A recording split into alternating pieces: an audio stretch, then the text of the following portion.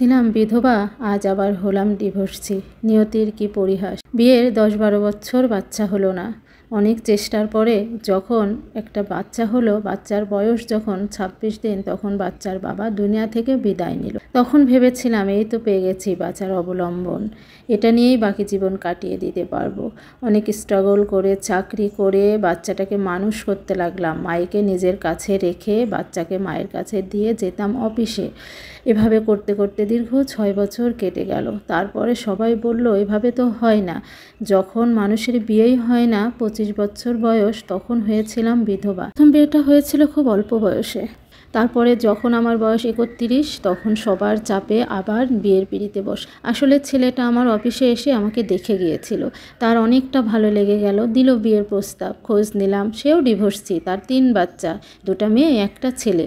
তার ওয়াইফ তাকে ছেড়ে পরকীয়া করে অন্য কারোর সাথে চলে গেছে। ভেবে দেখলাম আমারও তো একটা বেবি আছে, কে এই সমাজে বাচ্চা সহ সিঙ্গেল মাকে মেনে নিবে। রাজি হয়ে গেলাম। লোকটা অনেক ভালো চাকরি করতো, ব্যাংকের অনেক বড় অফিসার ছিল। তো অনেক স্বপ্ন নিয়ে আবার নতুন জীবনে পা দিলাম। প্রথম 1 মাস বেশ ভালোই কাটছিল জীবনটা। দেখলাম সব কিছু তো ভালোই হতো। আমার মেয়ে তার বাবাকে পেয়েছে। আমার মেয়ে জানতো তার বাবা বিদেশ গিয়েছে, তাকে আমি এটা বলেই রেখেছিলাম। বুকের মধ্যে আগের স্বামীর কষ্ট চেপে রেখে তার সাথে মানিয়ে নিতে লাগলাম। হ্যাঁ, সে আমাকে বিয়ের সময় প্রথম শর্ত দিয়েছিল আমাকে চাকরিটা ছেড়ে দিতে হবে।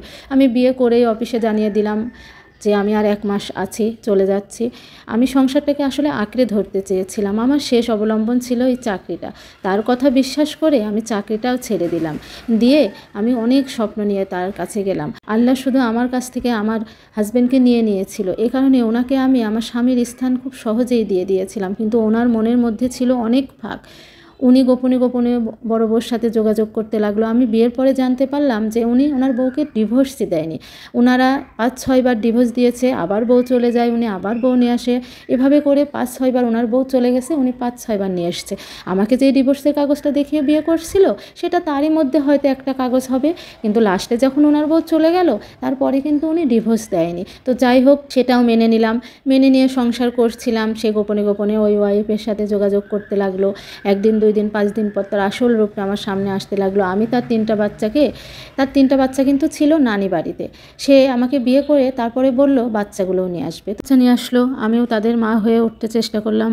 5 মাস অতিবাহিত হলো। তারপরে সে তার বড় ওয়াইফের সাথে সব কিছু সেটেলমেন্ট করে ফেললো এবং আমাকে এসে বলল সে আমার সাথে আর সংসার করতে চায় না, সে ভুল করছে, বড় বউয়ের ওপর রাগ করে সেই ভুলটা করে ফেলছে, সে আমাকে কাবিন দিয়ে ডিভোর্স দিল। বললাম আমার কি দোষ যে আমাকে ডিভোর্স দেওয়া হবে? সে বলল আমার কোনো দোষ নাই। যেই বলা সেই কাজ। আমি পায়ে ধরলাম, হাতে ধরলাম, খুব চেষ্টা করলাম থাকতে, কিন্তু সে আমার বাচ্চার বাবা হয়ে উঠতে পারিনি। আমি কিন্তু তার বাচ্চার মা হয়ে উঠেছিলাম।